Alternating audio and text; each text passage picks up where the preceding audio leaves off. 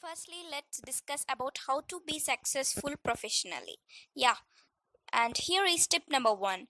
Tip number one is make a plan and set goals. Just as you do for your personal life, you need to set goals for your professional life by tangibly establishing what your aims are in the short, mid, and long terms. You have an easy way to remind yourself of what you are working towards. This will also help you to formulate a plan to achieve those goals. Write down your goals on a paper to have a visual reminder of your goals.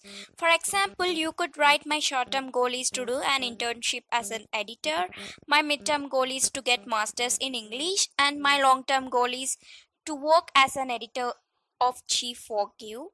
Make sure to update your goals as you meet them.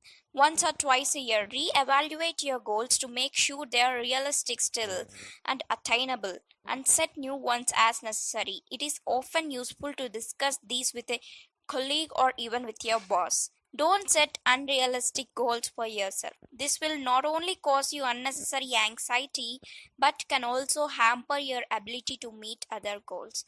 For example, if you are currently working in the mailroom, it's highly unlikely you will be the CEO within a year. But you can work up from the mailroom to the reception area and then up from the position. For example, talking with a senior colleague or trusted supervisor can help all the way any concerns or anxiety you may have reading regarding your career. Let's move to tip number two.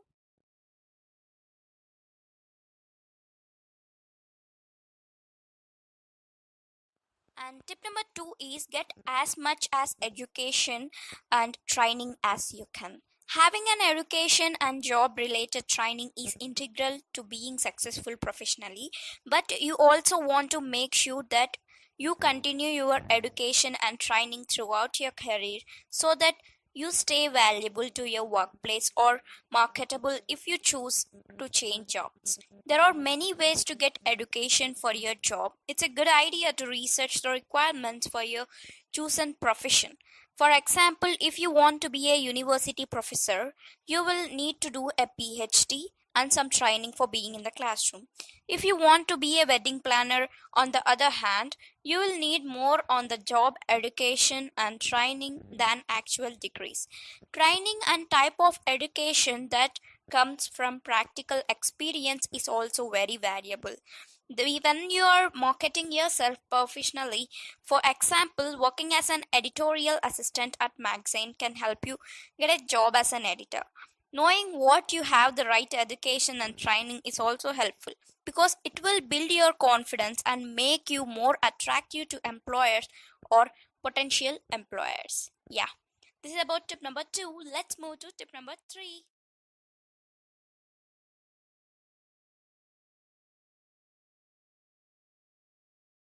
Here we go for tip number three. Have confidence and believe that you will be successful professionally.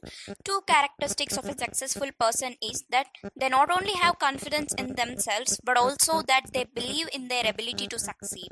By cultivating and projecting confidence in yourself, you set yourself on the path for success not only to yourself but also to your employers. Knowing that you have a good education and training can help you to boost your confidence.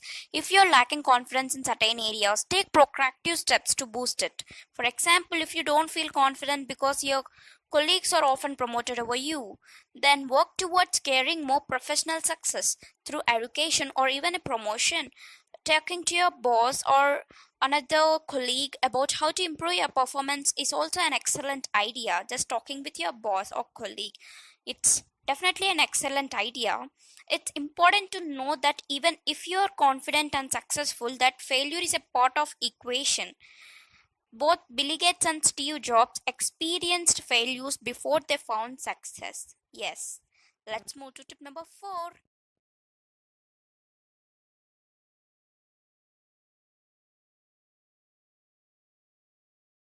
And tip number four is be passionate about what you do.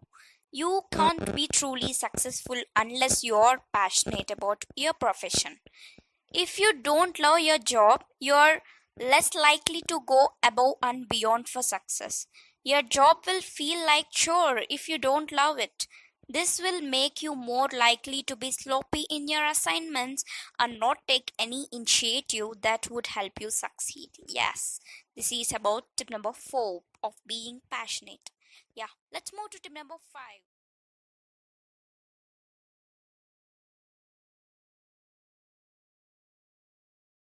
Tip number 5 is don't be afraid to take risk. Changing your professional course to put yourself on the path to success requires taking some risk.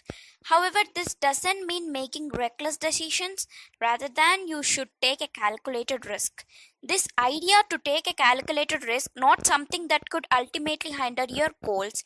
For example, maybe you love your current workplace but have a hit the glass ceiling when an opportunity for a promotion at another company comes up. Weigh the advantages and disadvantages of taking the job and assess how much risk the switch could have on you personally and professionally. Either way you decide, you're taking a calculated risk. This is about tip number 5. Let's move to tip number 6.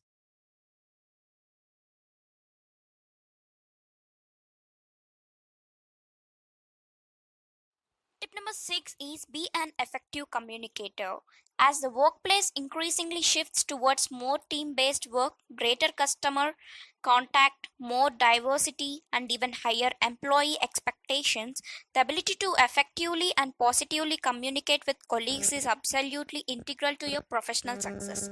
Being an effective communicator demands everything from being a good listener to being a polite and having the ability to express your gratitude. Be a good listener to anyone associated with you professionally. The ability to listen to someone's needs or problems will not only help you to cultivate your relationship with the person but also may help you to own your goals down the road. Always be polite to people even if they aren't. The tourism you win more bees with honey than vinegar is something you can apply to your professional life. Leaving a bad impression on colleagues or associates with can have lasting consequences for you professionally. Being polite extends to when you have to deliver bad news to someone professionally. For example, if you have to fire someone, say something positive to the person followed by the negative and then sandwich that without another bit of positive feedback. Express gratitude to your colleagues. The ability to recognize when someone has supported you is important to maintaining good working relationships. Not only will it make the person feel appreciated and show them that you respect their contributions, but you will gain personal capital among your colleagues. Yeah, let's move to tip number 7.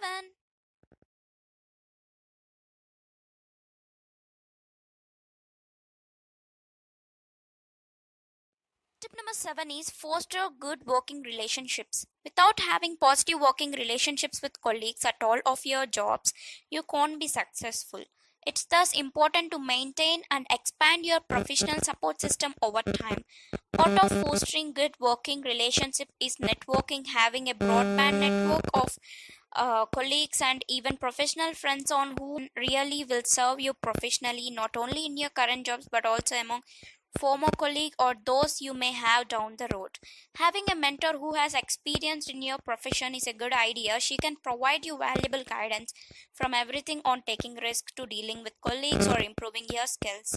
Don't expect perfection your colleagues or yourself. This can seriously and negatively affect your working relationships and your professional success. Know that it's acceptable to be wrong, especially it means maintaining professional relationship.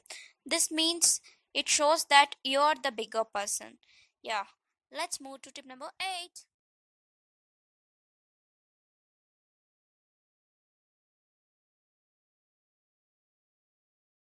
Tip number 8 is taking breaks and vacations. Yeah, having time away from your job for everything from 10 minutes a day to full of vacation is important to your success as well.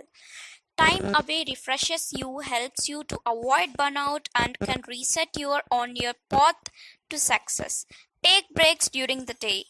They give your brain and body chance to relax and refresh. Schedule annual vacations to further help you refresh. While a 10-minute walk or a run will help you decompress throughout a working day, an annual vacation where you completely unplug from your job will refresh your body and mind.